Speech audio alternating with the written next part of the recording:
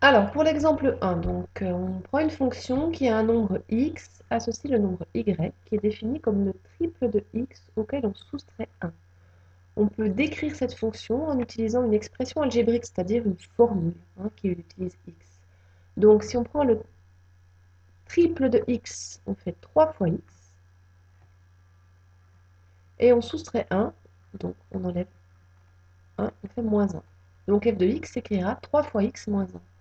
L'image de nombre 5, on va l'obtenir en mettant 5 dans la fonction, ça revient à remplacer x par 5 dans la formule. Pardon, 3 fois 5, moins 1, ça fait 15 moins 1, et donc ça donne comme résultat 14. Il existe un nombre x dont l'image par f est égale à 8, et on cherche ce nombre x, ça s'écrira f de x égale à 8. Donc je cherche le x à rentrer à l'intérieur de la fonction ici pour que le résultat soit égal à 8. Donc ça va nous donner 3x moins 1 égale à 8, et on va résoudre cette équation. Donc 3x égale à, on va faire plus 1 des deux côtés. Pour ceux qui ont un petit peu du mal avec les équations, je vous l'indique. Je vais faire plus 1 à gauche. Pour que ça reste égal, je vais faire plus 1 à droite. Et donc 3x égale 9.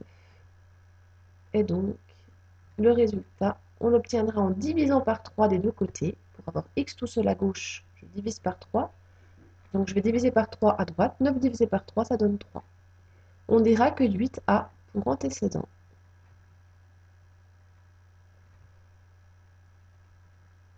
le nombre 3.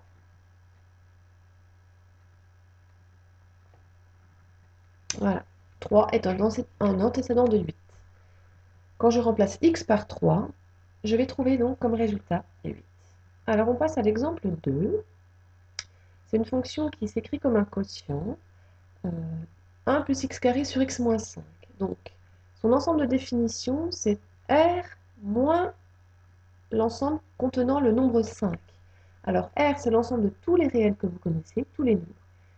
Et on retire le nombre 5. Donc, cette notation, ça veut dire tous les réels, sauf le nombre 5.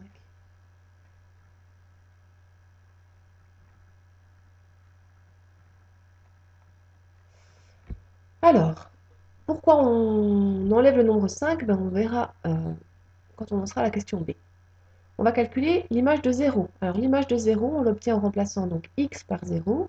Le calcul se fait en faisant donc 1 plus 0 au carré, ça fait 0, sur 0 moins 5. Et on va trouver moins 1 cinquième, ou moins 0,2. L'image de moins 1, on fait attention pour l'image de moins 1, parce qu'il faut élever au carré. Donc on y va. 1 plus, donc je rentre moins 1 dans la fonction. Elle l'élève au carré.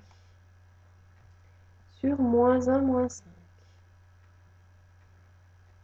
Ça va donner 1 plus 1 sur moins 6, ou 2 sur moins 6. On peut simplifier par 2, ça donne moins 1 tiers. Donc l'image de moins 1, c'est moins 1 tiers. Est-ce qu'on peut calculer l'image de 5 par la fonction f? Alors on va essayer, on va rentrer 5 dans la fonction. Si on le fait, on calculerait 1 plus 5 au carré, divisé par 5 moins 5. Alors le problème, c'est que au dénominateur ici, on obtiendrait 0. Donc ça nous donnerait 1 plus 5 au carré, ça fait 1 plus 25, 26. On devrait diviser par 0. Or, diviser par 0, c'est pas possible. Donc, il n'est pas possible de faire le calcul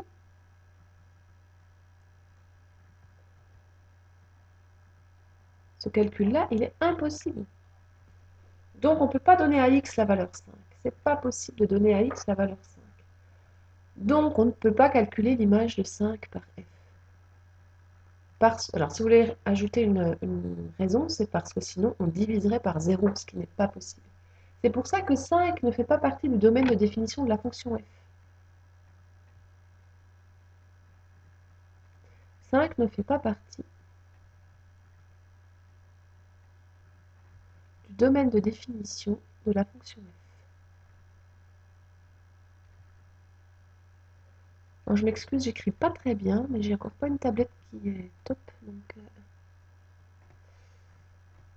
Écrivez mieux sur vos cahiers, hein.